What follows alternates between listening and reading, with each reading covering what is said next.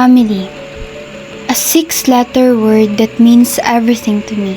A family that taught me the true definition of a home. The place I will always go back to, no matter how much time passes by. I used to think that I had a broken family. I used to envy others for having what I thought was a perfect family. Because for me, a perfect family meant a complete one. But then, I realized I was wrong. There's no such thing as a perfect family.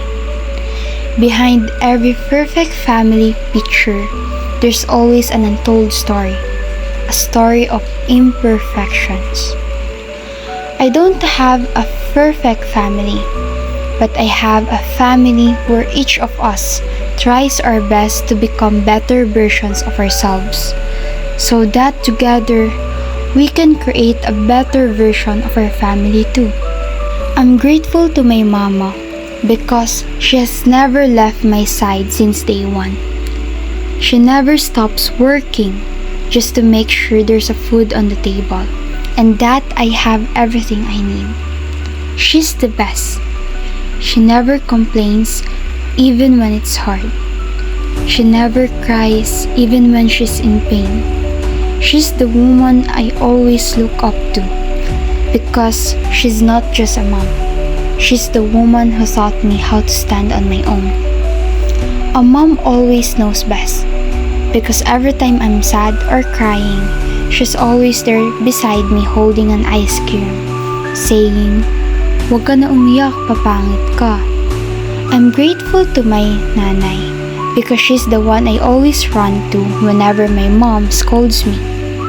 She would always give me everything she has, even if sometimes there's nothing left for her.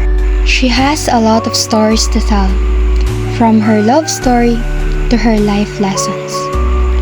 She's always there to give me advice, the best advisor I could ever ask for. Whenever I'm late because of group projects or school practices, I always see her waiting for me in the living room. And whenever I forgot to eat, she always says, "Magkaon ka na, andyan sa lamesa yung ulam mo." I'm grateful to my cousins because they are the best frenemies. We may quarrel a lot, but we're still the best of friends. They're friends for life because they know the real me and still choose to stay by my side.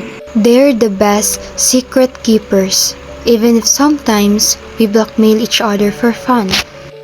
We may be mean to each other, but that's just our love language. My cousin would say, "Ang pangit mo," and I would reply, "Mas pangit ka, period." My family may not look like the ones in the movies, but I wouldn't trade them for anything. They have been there on my birthdays, sometimes simple, sometimes grand, but what mattered the most was never the food on the table. It was their presence, their love, their time with me. So yes, I don't have a perfect family, but I have a family that loves, that cares, that stays. And that kind of family is more beautiful than the word perfect could ever describe. Because family is not about being perfect. It's about being there. And I will always, always be grateful for mine. This is my family, not perfect, not complete in the eyes of others, but to me, it is everything. It is the home that shaped me, the love that strengthens me, and the blessing I will always carry in my heart. I'm always grateful to God because He gave me a family. A family I can lean on.